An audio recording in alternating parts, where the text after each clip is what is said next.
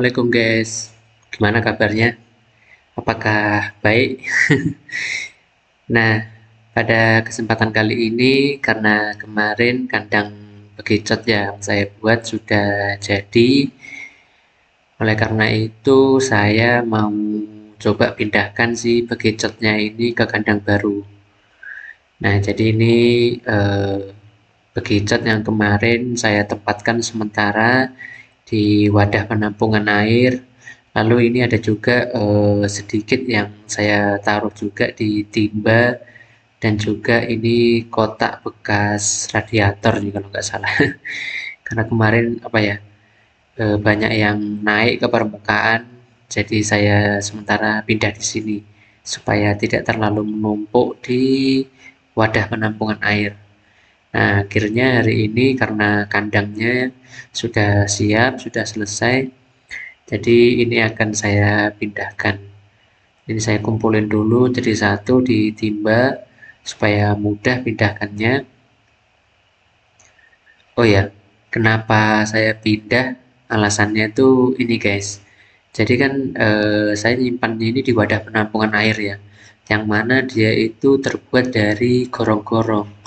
Nah, gorong-gorongnya itu ditumpuk menjadi dua, sehingga apa ya, cukup tinggi. Nah, kemarin masalahnya itu seperti ini. Bekicot ini ketika sudah saya pindahkan di wadah penampungan air itu, kemudian diberi makan, mungkin kenyang gitu ya. Nggak taunya besokannya itu dia bertelur. Nah, ketika bertelur karena bekicotnya yang banyak, ada yang menempel di dinding, ada yang di dasar eh, dasar penampungan air. Jadi kan gimana ya, saya sulit untuk menyelamatkan si telurnya, untuk mengambil itu sulit karena posisi bak penampungan air yang cukup tinggi, kurang lebih ya ada 1,5 meter mungkin ya, atau eh, ya 1,5 lah. Kalau 60 kali 2 antara 1,2 meter sampai 1,5 meter. Nah, itu kan cukup sulit ya untuk menjangkau si telur itu. Niat saya itu mau saya amankan, saya pindahkan supaya tidak tertindis oleh bekicot-bekicot dewasa ini. Cuman karena susah, nah akhirnya mau nggak mau saya coba untuk buat kandang baru. Saya buat apa ya, pagar pembatasnya atau dindingnya itu lebih rendah. Jadi kan lebih mudah ya ketika mau memindahkan bekicotnya sendiri ataupun mau mengambil telur bekicot. Nah, ini bisa teman-teman lihat. Ini kan cukup tinggi ya. Tinggi seperti ini.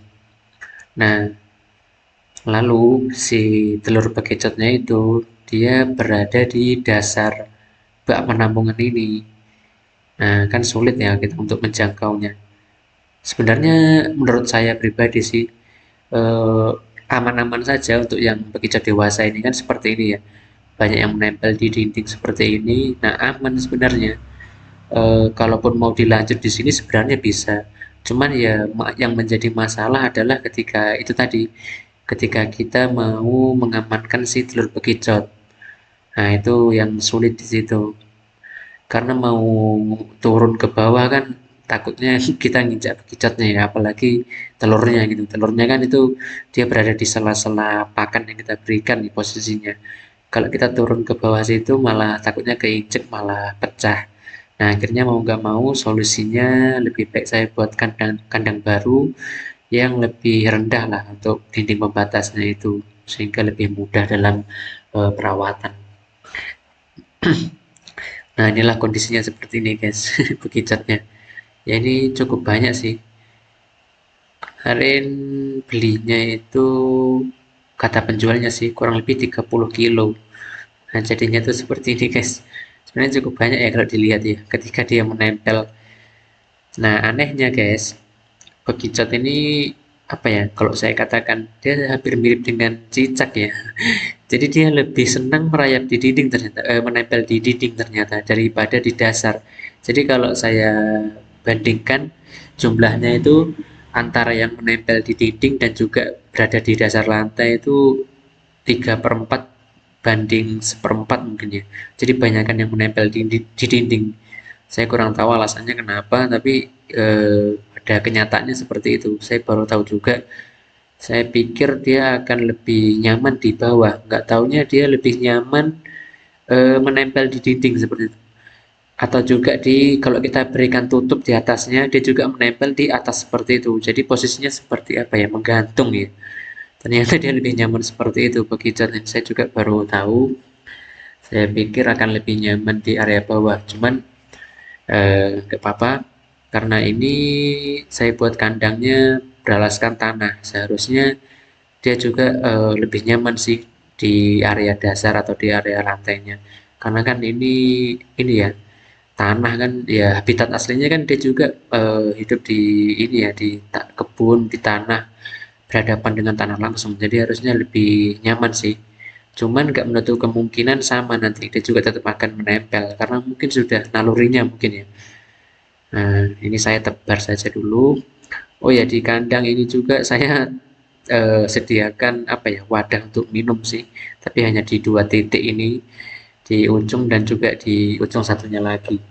Mana tahu bekicot ini minum, tapi saya kurang tahu juga sih bekicot ini minum apa enggak. Tapi kalau makan jelas makan, karena pakan yang saya berikan itu selalu habis seperti itu. Nah, inilah kondisinya bekicot yang sudah saya pindahkan di kandang baru. Mudah-mudahan si bekicotnya bisa nyaman.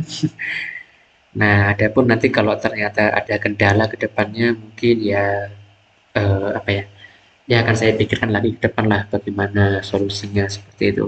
Untuk sementara seperti ini, ya mudah-mudahan bekicotnya bisa nyaman dan ternaknya bisa berhasil mudah-mudahan, sehingga nanti akan saya manfaatkan sebagai pakan alternatif untuk ayam seperti itu sih. Nah, oke, mungkin video kali ini sampai sini dulu guys. Terima kasih yang sudah menonton. Kalau ada yang mau komen, saya persilakan, silakan komen di kolom komentar. Terima kasih sudah menonton. Dadah, assalamualaikum.